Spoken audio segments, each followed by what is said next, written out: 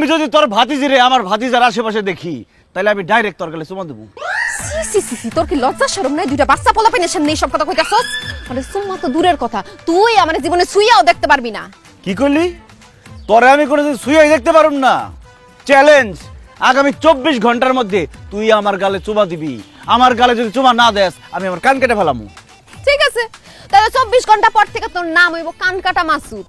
কারণ 24 ঘন্টা কি রে, 24 বছরেও তুই আমার থেকে কোনো চুমা পাবি না। সেটা দেখা যাইবো। আর তুই এই গ্রামে আর কোনো মেয়ে পাস না? এই কাল লাগিন বাসির লাগে তোর প্রেম করতে দেবো কেন? বাড়িতে আয় তোর। ওই গেলে মাসুদ কাকা ঠিকই কইছে ফুফু, তুমি মাঝে মাঝে যেমনি কথা কও আমারও তোমার কাল নাগেনি মনে হয়। কাল নাগেনি মনে হয় আমার না।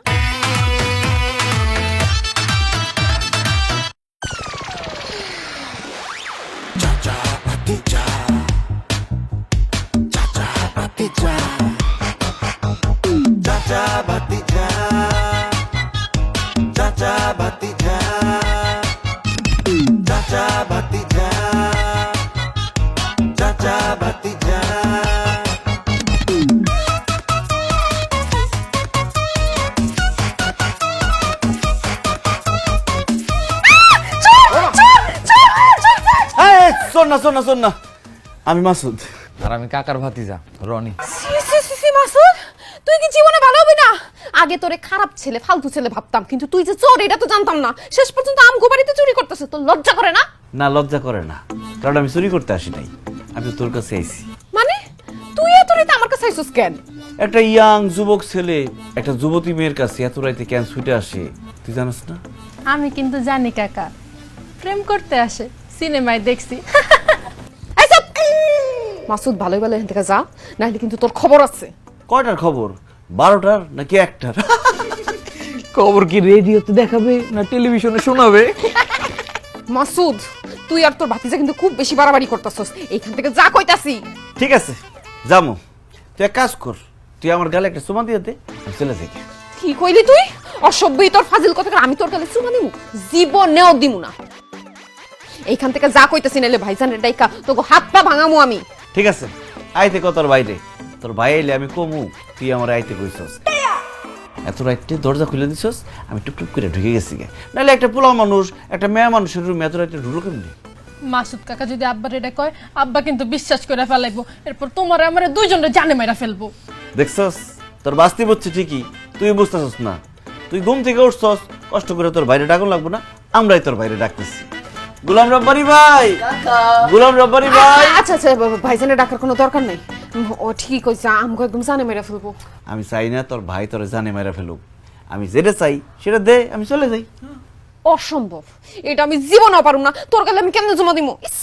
তাইলে আর তোর জান বাজাতে পারলাম না রে, তোর ভাইরে আমি ডাকতেছি। গোলাম রব্বানি ভাই।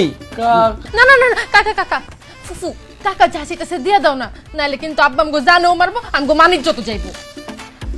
মাসুদ, তুই আমারে বাটে ফেলে আমার থেকে চুম্মা নিতেছস, তোরে আমি দেখা নিব। দেখে লস, শুইনা লস, যা কিছু তাই লস। আর চুমাটা দে, তাই গা।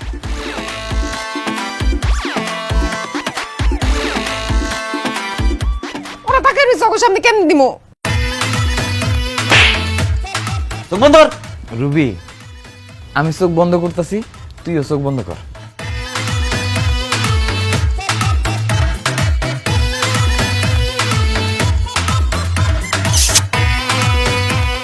ইস, কি যে ভাল লাগতেছে রে মুন্নি।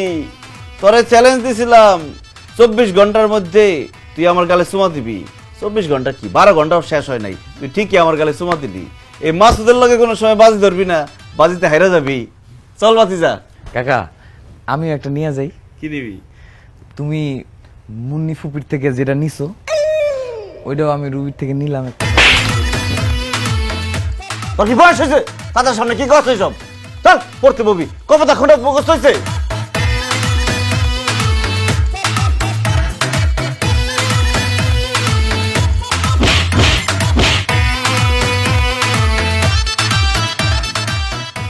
যা দরজা লাগায়।